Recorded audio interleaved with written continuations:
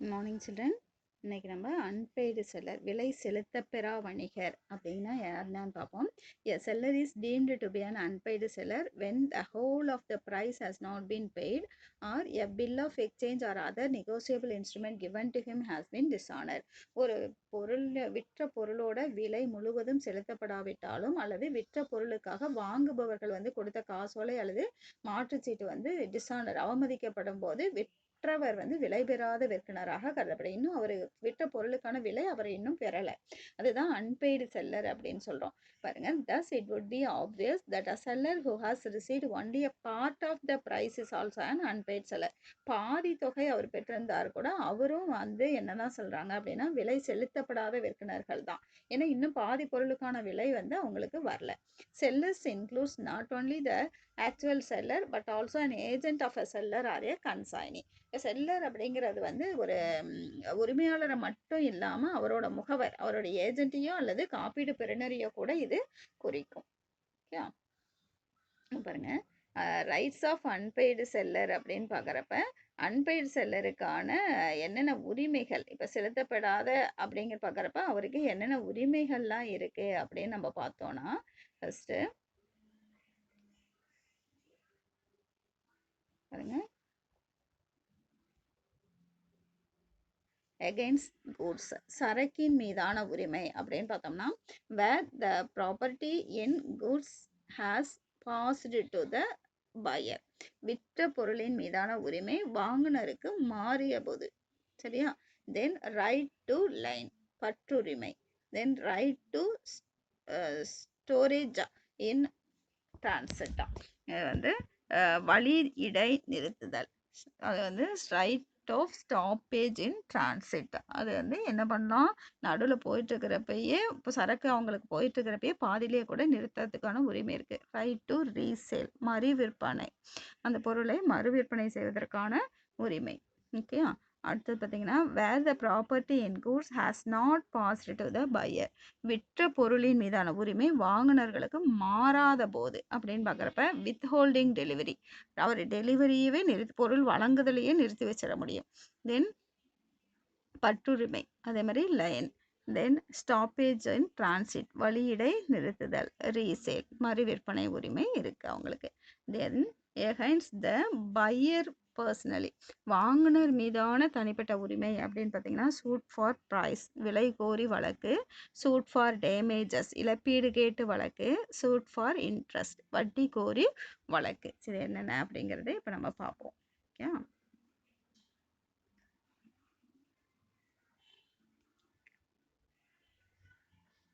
பாருங்க, rights of an unpaid seller against the goods, விலை செலுத்தப்பெறா வணிகருக்கான உரிமைகள் அப்படின்னு பார்க்குறப்ப right of an unpaid seller against the goods where the property in the goods has passed to the buyer, விற்ற சரக்கின் உரிமையை வாங்குனருக்கு மாற்றப்பட்டிருக்கும் போது.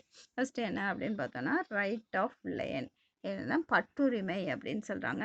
an unpaid seller has a right to retain the goods till he receives the price, விலை முழுவதையும் பெறும் வரை சரக்கை தன்வசம் வைத்துக்கொள்ளும் உரிமை விலை செலுத்தப்படா வணிகருக்கு உண்டு. But in exercise this linen he must be in possession of goods, சரக்கின் உடைமையை விற்றவர் பெற்றிருக்க வேண்டும். அதனோட உடைமை அவர்கிட்ட இருக்கும், உரிமை யாருக்கிட்ட இருக்கும், வாங்கியவர்கிட்ட மாத்திட்டாங்க முதலியே. அதனால உடைமை பொருள் மட்டும் இவர்கிட்ட இருக்கும். அவங்க முழுதும் பொருளை கொடுத்த விலையை கொடுத்துட்டாங்கன்னா பொருளை அவர் உரிமை மாற்றம் செஞ்சு கொடுத்துருவாரு. The goods must have been sold without any stipulation as to credit, or where goods have been sold on credit, the terms of credit must have expired. He can also exercise the right of line when the seller becomes insolvent. அது என்னன்னா, கடன் பேர்ல சரக்கை விற்றிருக்க கூடாது. கடன் பேர்ல வித்திருக்காங்க அப்படின்னா அப்ப 2 மாசம் கழிச்சு 3 மாசம் கழிச்சா தான் அவர் கொடுப்பாரு. அது வரைக்கும் இவர் பொருள் வச்சிருந்தானா எப்படி?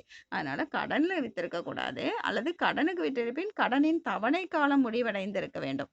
இப்ப தவணை காலம் முடிஞ்சிருச்சு, அவர் 3 மாசத்துக்குள்ள அவர் கட்டல அப்படிங்கிறப்ப வேணா நம்ம அந்த பொருள் மீதான பற்றுரிமை, 3 மாசம் வரைக்கும் அவருக்கு டைம் இருக்கு அப்படிங்கிறப்ப அந்த பொருளுக்கான உடைமை இவருக்கு கிடையாது.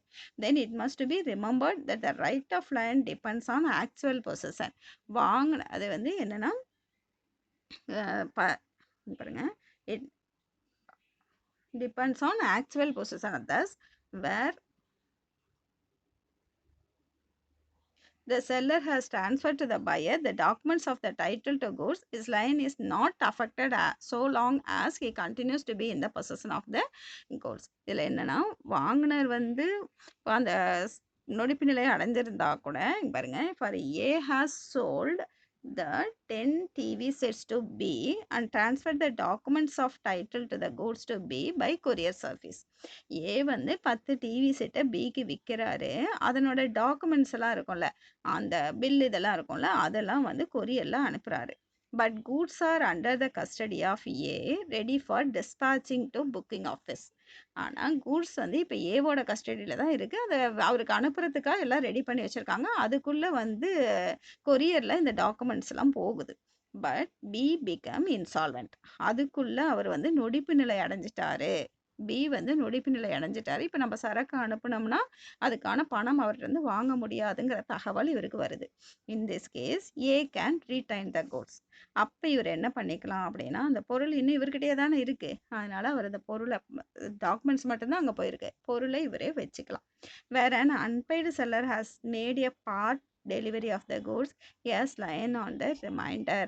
அதே மாதிரி இப்போ பாதி மட்டும் அங்கே அனுப்பிட்டாங்க அப்படின்னா மீதி இருக்கிறத இவரே வச்சிருக்கலாம். however if delivery of a part is intended as a delivery of the whole, then this line is last. yeah, இது சரக்குரிமை அப்படிங்கிறப்ப மாற்றி கொடுத்துருந்தா கூட அவர் நொடிப்பு நிலை அடைஞ்சிட்டாருன்னு தெரிகிறப்ப அவங்க வந்து என்ன பண்ணலாம், அந்த அமௌண்ட் அந்த சரக்கை வந்து இவங்களே வச்சிருக்கலாம். ஓகேயா, then right of lien in lost. ஒரு பகுதி அவருக்கு போயிருச்சு அப்படிங்கிறப்ப ஒரு பகுதியை ஒப்படைக்கிறப்ப முழு சரக்கினையும் ஒப்படைக்க வேண்டும் என்று தன் விருப்பத்தை வாங்குனர் உணர்த்தி இல்லாவிட்டால் விற்றவர் இந்த பட்டுரிமையை செலுத்த முடியாது அப்படின்னு சொல்றாங்க. when he delivers the goods,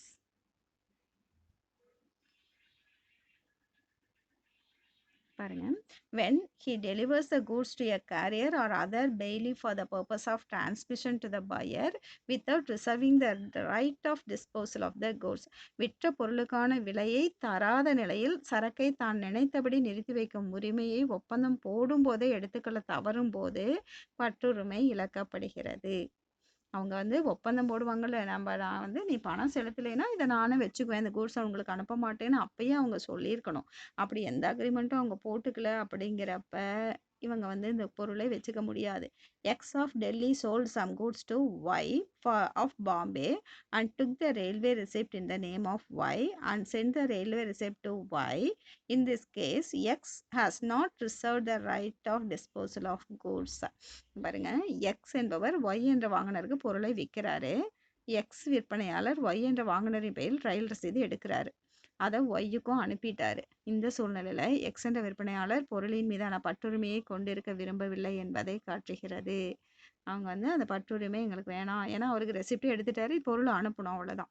when the buyer or his agent lawfully obtains possession of them, in other words buyer took delivery from booking office, வாங்குனரோ அல்லது அவரின் முகவரோ பொருளின் உடைமையை பெற்றுவிட்டால், when the seller waives his right of life, பட்டுரிமை செய்ய உரிமையை விற்பவர் விட்டு கொடுத்திருந்தால், பட்டுரிமை செய்ய உரிமையை விற்பவர் விட்டு கொடுத்திருந்தால், விற்பவர் வந்து இல்லை பரவாயில்ல அவர் பணம் கொடுக்கலன்னா கூட பரவாயில்ல அவர்கிட்ட கொடுத்துடலாம் அப்படிங்கிற மாதிரி அவர் சொல்லியிருந்தாங்க அப்படின்னா அவருக்கு வந்து இந்த உரிமை பட்டுரிமையை இழந்துருவாங்க. Then right of stoppage in transit, போக்குவரத்தில் இருக்கும் சரக்கை நிறுத்தும் உரிமை. where the seller has delivered the goods to a carrier or other bailey for the purpose of transmission to the buyer but the buyer has not acquired them, then the seller can stop the goods and regain the possession. சரக்கு விற்பவர் இடத்திலிருந்து வாங்குபவரின் இடத்திற்கு வழியில் சென்று கொண்டிருக்கும் போது அதை வழிமறித்து தன் கைவசம் கையகப்படுத்தும் உரிமை விலைபேறாத வணிகருக்கு இருக்கு. சரியா, நடுவில் போயிட்டு இருக்கிறப்பே அங்கே அனுப்ப வேணாம், அதை திரும்ப ரிட்டன் நம்மளுக்கு எடுத்துகிட்டு வந்துருங்கன்னு சொல்கிறதுக்கான உரிமை அவருக்கு இருக்குது. Goods must be neither with the seller nor with the buyer but should be in the hands of a carrier. அது வந்து விற்பவர்கிட்டையும் இருக்கக்கூடாது, அந்த பொருள் வாங்குபவர்கிட்டையும் இருக்கக்கூடாது, எங்கே இருக்கணும், நடுவில் இருக்கணும். Further the pier must have become an insolvent. வந்து அந்த பையர் வந்து இன்சால்வெண்ட் ஆகிட்டாரு, சரக்கு அனுப்பிட்டாங்க, எல்லாம் அனுப்பிட்டாங்க, பாதி வெளியில் போயிட்டு இருக்கிறப்பே அவர் இன்சால்வெண்ட் நொடிப்பு நிலை அடைஞ்சிட்டாரு அப்படிங்கிற நியூஸ் வந்துச்சு அப்படின்னா உடனே இவங்க என்ன பண்ணிடலாம், அந்த பாதி வழியிலேயே நம்ம அந்த இதை ஸ்டாப் பண்ண முடியும். Termination of right of stoppage பாருங்க. சரக்கு வந்து யார்கிட்ட இருக்கக்கூடாது, விற்பவர்கிட்டையும் இருக்கக்கூடாது, வாங்குனர் வசமும் இருக்கக்கூடாது. 3ஆம் நபரிடம் இருக்கணும். அதாவது ஒரு பொது சரக்கேற்றிடம் பொருளை சேர்க்கும் நோக்குடன் ஒப்படைக்கப்பட்டு வழியில் சென்று கொண்டிருக்க வேண்டும். வாங்குனர் நொடிப்பு நிலை அடைந்திருக்கணும். போக்குவரத்தில் இருக்கும் சரக்கை நிறுத்தும் உரிமையை ரத்து செய்தல். எப்படி இதை ரத்து செய்யறது அப்படின்னு பார்த்தீங்கன்னா, when the goods are delivered to the buyer or his agent or when on arrival of the goods at the appointed destination, the carrier communicates to the buyer or his agent that he is holding the goods on his behalf. இது வந்து சரக்கு வழியில போய் சென்று கொண்டிருக்கும் போது அதனை இடைமறித்து தடுக்கும் உரிமை கீழ்கண்ட சூழ்நிலையில் முடிவுக்கு வரும். எந்தெந்த சூழ்நிலையில முடிவுக்கு வரும் அப்படின்னா, சரக்கின் உடைமையை வாங்குனரோ அல்லது அவரின் முகவருக்கோ சரக்கு ஏற்றி கொடுத்து விடும்போது. சரியா? அதாவது வாங்குனருக்கோ அவரோட முகவருக்கோ அவங்க வந்து அந்த உடைமையை கொடுத்துட்டாங்க அப்படின்னா நடுவுல நிறுத்த முடியாது. ஏன்னா இவருக்கு அந்த உரிமை அங்க உடைமை இல்லை. தென் பொருள் சேர வேண்டிய இடத்தில் சேர்ந்ததுக்கு அப்புறம் பொது சரக்கேற்றி நிறுவனம் வாங்குனர் அல்லது அவரின் முகவருக்கு பொருள் வந்து சேர்ந்துருச்சு, அதை நீங்கள் எடுத்து போகிறதுக்கு ஏற்பாடு செய்யுங்க அப்படின்னு அந்த தகவல் தெரிவித்த நிலையில் அவங்க கிட்ட சொல்லிட்டாங்க. சொல்றதுக்கு முன்னாடியே ஸ்டாப் பண்ணிடணும். அங்கே இடத்துக்கும் போயிருச்சு, அவங்ககிட்டயும் சொல்லியாச்சு. அதுக்கப்புறம் வந்து அதை ஸ்டாப் பண்ண முடியாது. Then right of resale. The unpaid seller can resale the goods. இந்த மறுவிற்பனை உரிமை அப்படிங்கிறது வந்து விற்ற சரக்கினை மீண்டும் விற்கும் உரிமையை கீழ்கண்ட சூழ்நிலைகளில் விலைபெறா வணிகர் பெறுகிறார். எந்தெந்த சூழ்நிலையில் அவர் திரும்ப பொருளை விற்கலாம் அப்படின்னா, where they are of perishable nature. விற்கப்பட்ட சரக்கு அழியும் தருவாயில் இருப்பேன். அவங்களுக்கு கொடுக்கறதுக்கே எல்லாம் பண்ணியாச்சு, ஆனால் அவர் இன்னும் பணம் கொடுத்து வாங்கிக்கல அப்படிங்கிறப்ப அந்த பொருள் கெட்டு போகக்கூடிய நிலையில் இருக்குது அப்படின்னா அதை அவர் வந்து மறுவிற்பனை செஞ்சிடலாம். After exercising his right of lien or stoppage in transit even though he has given intimation to the buyer of his intention to resell, buyers has not tendered the price within a reasonable time. அவர் வந்து அந்த பாதி வழியிலேயே நிறுத்தியிருக்காரு, இல்லை பொருளை அவங்களுக்கு வாங்குபவர்களுக்கு அனுப்பாமல் இவரோட இதில் கஸ்டடியில் வச்சிருக்காரு.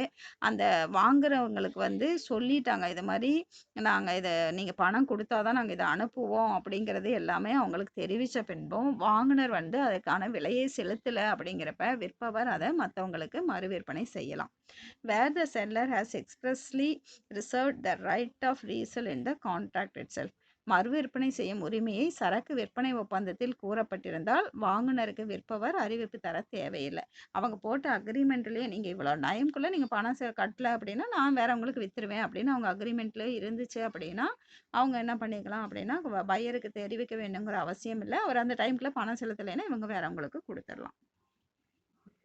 தென் where the property in goods does not pass to the buyer. இப்போ வந்து பையருக்கு பொருளின் மீதான உரிமை இன்னும் வாங்குனருக்கு மாற்றவே இல்லை. அப்படி இருக்கிறப்ப வந்து சூட் ஃபார் ப்ரைஸ். இது வந்து ஃபஸ்ட்டு விலையை கோரி வழக்கு தொடுத்தல். Where the ownership in the goods has passed to the buyer and the buyer refuses to pay for the goods, the seller can file case against the buyer for the price. விற்கப்பட்ட சரக்கின் உரிமை வாங்குனருக்கு மாற்றி தந்த பிறகும் வாங்குனர் பொருளுக்கான விலையை தர தவறும் போது விற்பவர் அதற்கான விலையை பெற வழக்கு தொடுக்கலாம். அடுத்தது suit for damages for non acceptance.